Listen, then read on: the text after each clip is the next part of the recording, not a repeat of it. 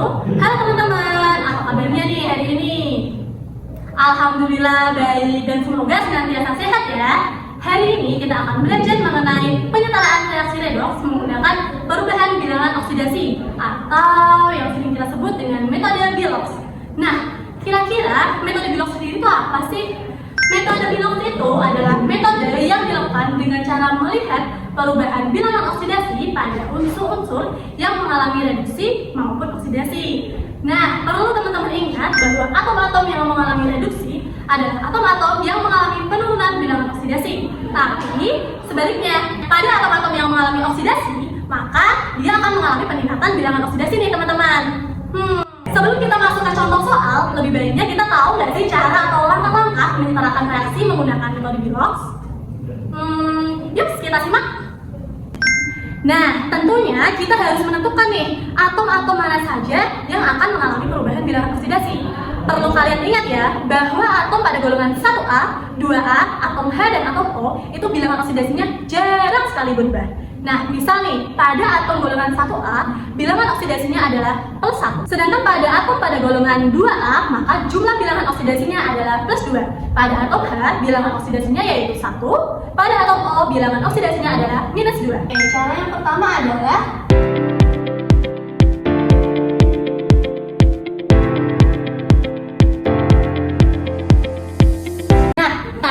tips simpelnya adalah pada atom golongan 1A, 2A, dan atom H serta atom O, maka Biloxnya cenderung tetap.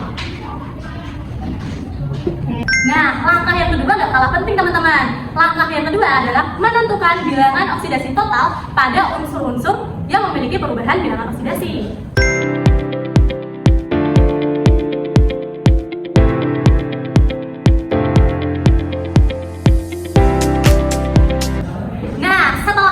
Kita dapat menentukan jarak atau selisih perubahan bilangan oksidasi.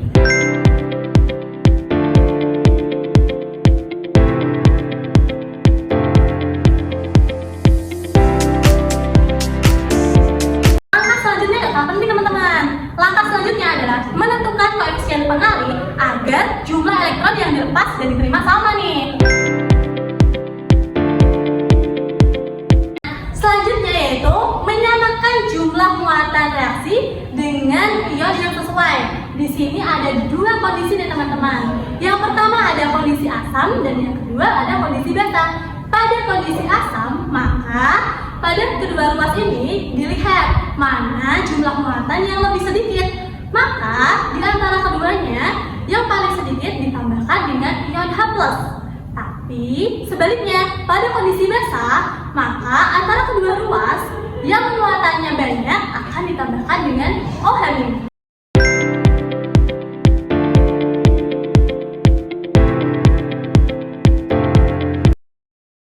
Kita bisa menyamakan atom H dan atom O dengan menambahkan H2O pada ruas yang kekurangan atom-atom tersebut.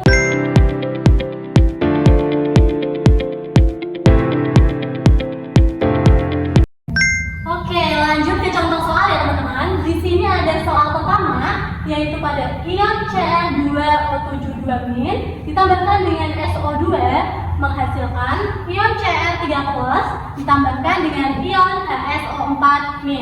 Langkah pertama, kita tentukan dulu atom-atom mana yang akan mengalami perubahan bilangan oksidasi. Perlu kita ketahui yang tadi bahwa atom O dan atom H ini jarang sekali berubah Biloxnya teman-teman.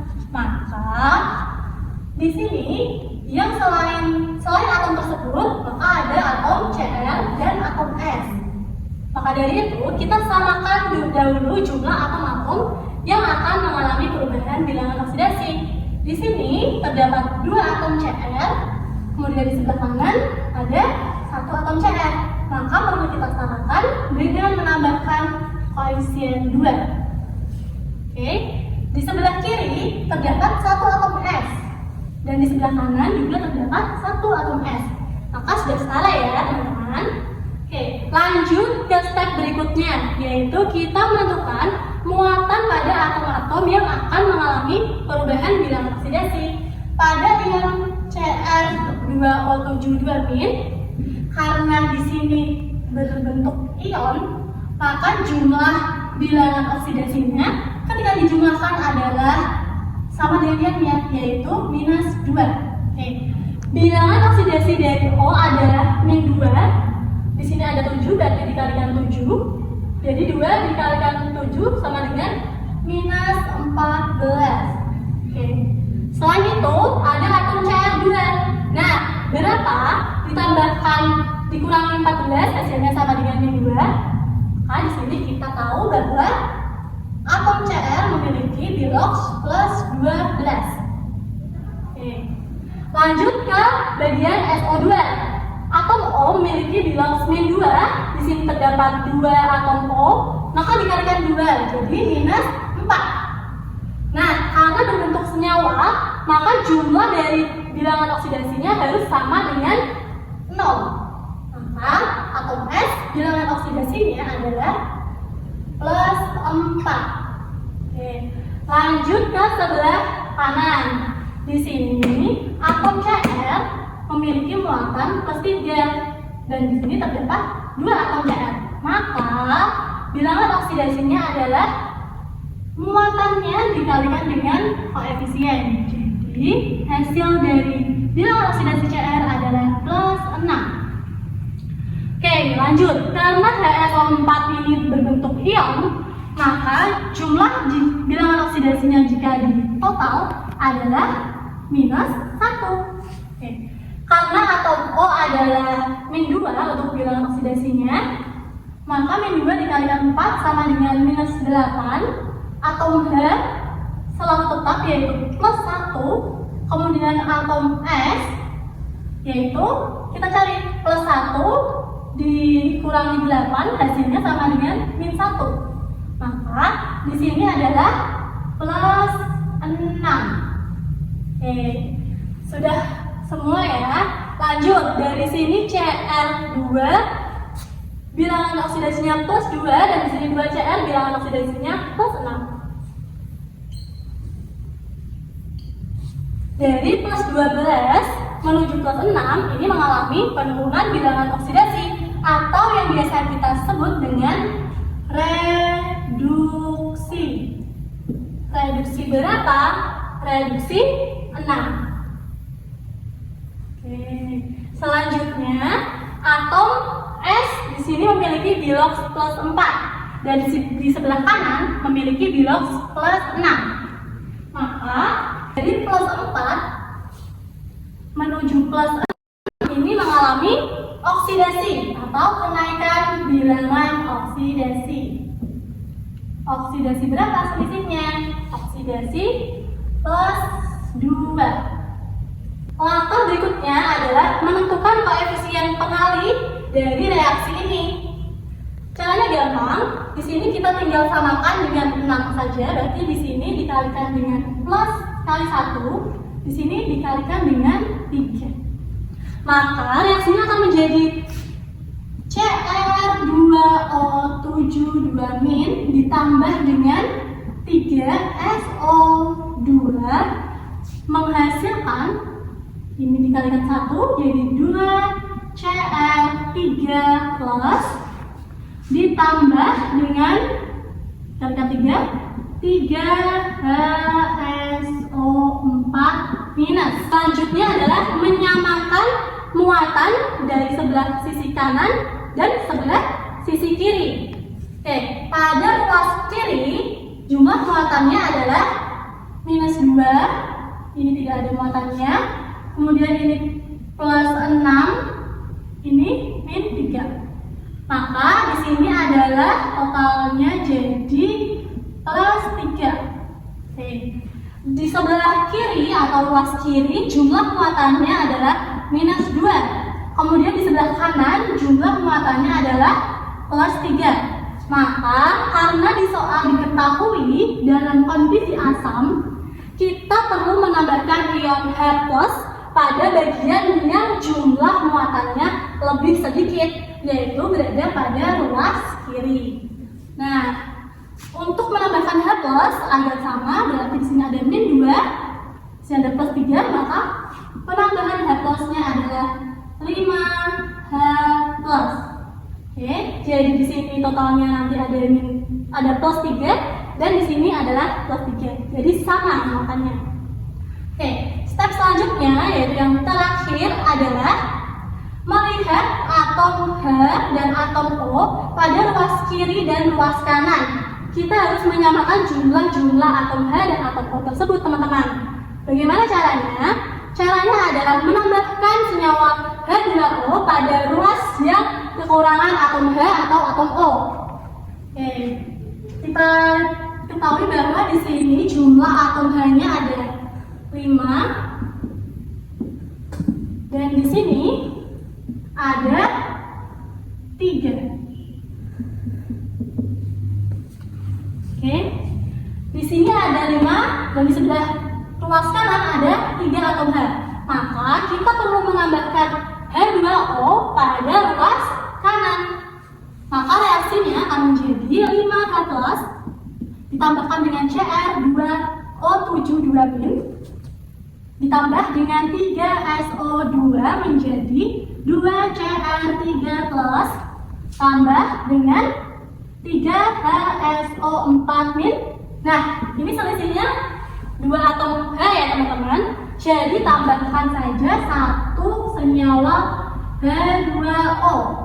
Oke, lanjut untuk mengecek apakah reaksi berikut sudah setara, maka kita perlu cek satu-satu atomnya. Nah, satu jumlah atomnya. Di sini jumlah atom H adalah 5. Oke, jumlah atom Cr ada 2. Atom O ada 7 ditambahkan dengan 6 berarti ada 13. Ya. Kemudian sebelah kanan atom Cr-nya ada 2, atom H ada 5 dan atom O ada 12, 13. Nah, di sini sudah setara ya teman-teman. Jadi penyelesaian dari soal ini adalah 5H plus ditambahkan dengan Cr2O7 2- ditambah 3SO2 menghasilkan 2Cr3 plus ditambahkan dengan ion 3HSO4- ditambah dengan H2O.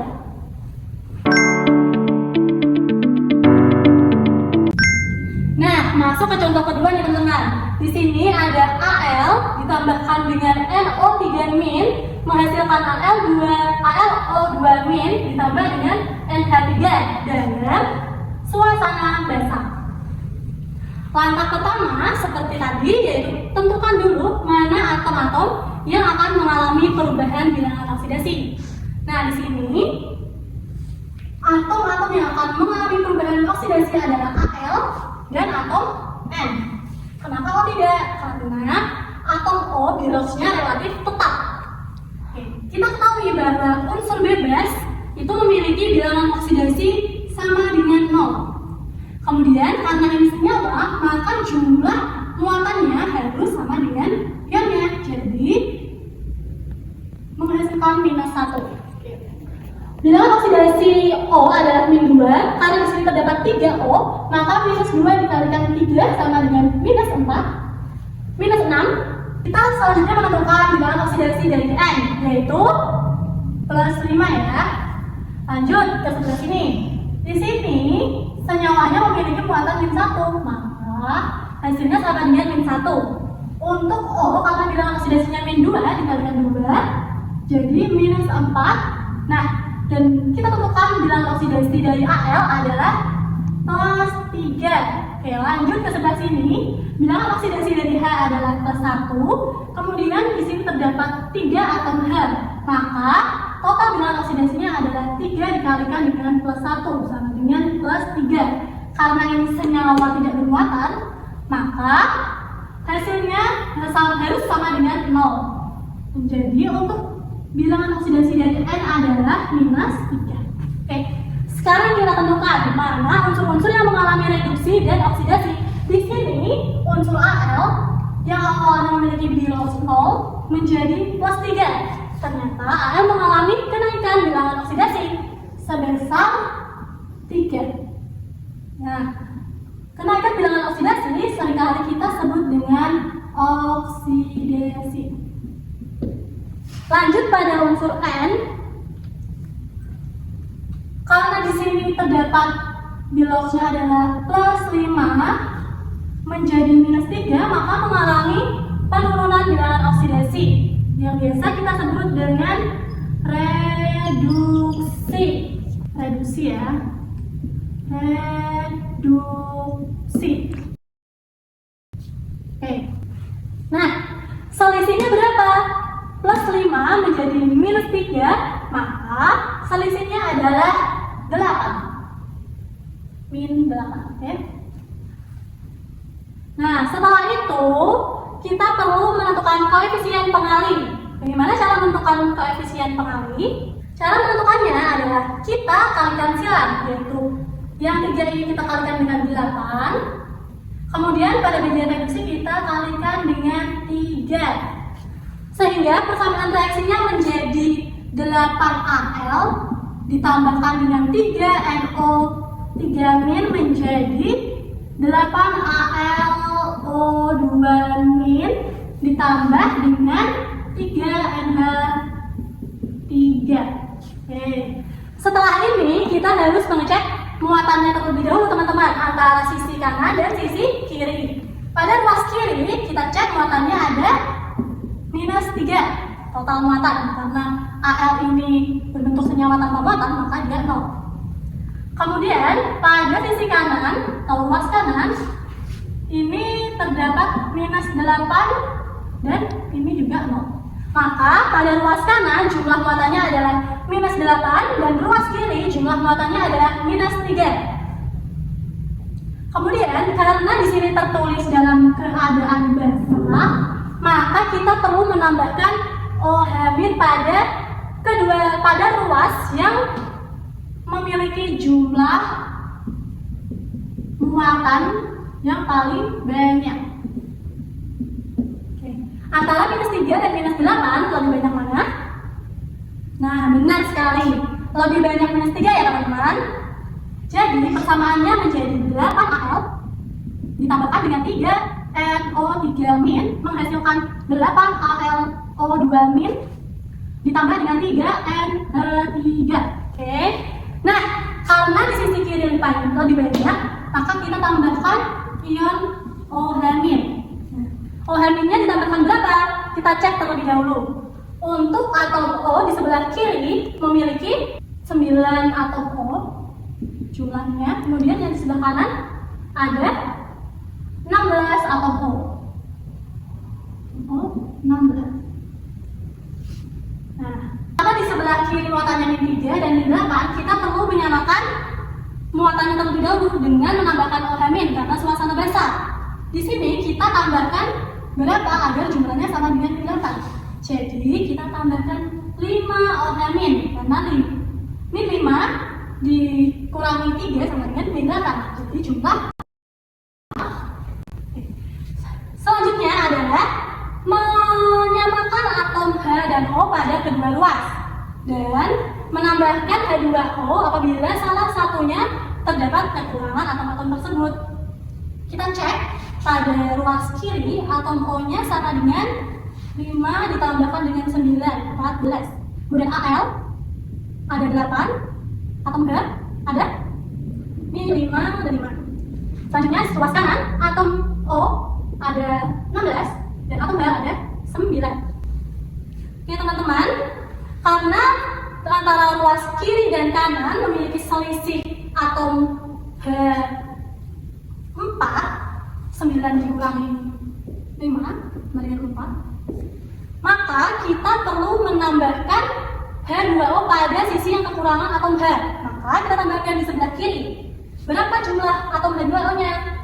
Kita akan tambahkan dengan 2H2O untuk ke sisi ruas kiri. Jadi persamaannya menjadi 5 OH- ditambah dengan 8Al ditambah dengan 3NO3- menghasilkan 8AlO3- tambah 3NH3. Persamaan reaksinya menjadi 2H2O ditambahkan dengan ion 5O- ditambah dengan 8Al ditambah dengan ion 3NO3- menjadi ion 8AlO2- ditambahkan dengan 3NH3. Nah, reaksi tersebut sudah setara ya teman-teman? Nah, dari kedua contoh tadi dapat kita ketahui bahwa penyetaraan reaksi redoks menggunakan metode Bilox dapat diketahui dengan cara melihat perubahan Bilox dan penyetaraan elektron yang diterima maupun dilepaskan teman-teman. Nah, demikian pembelajaran kita hari ini mengenai cara penyetaraan redoks menggunakan metode Bilox. Sekian dan terima kasih. Sampai jumpa di pertemuan selanjutnya.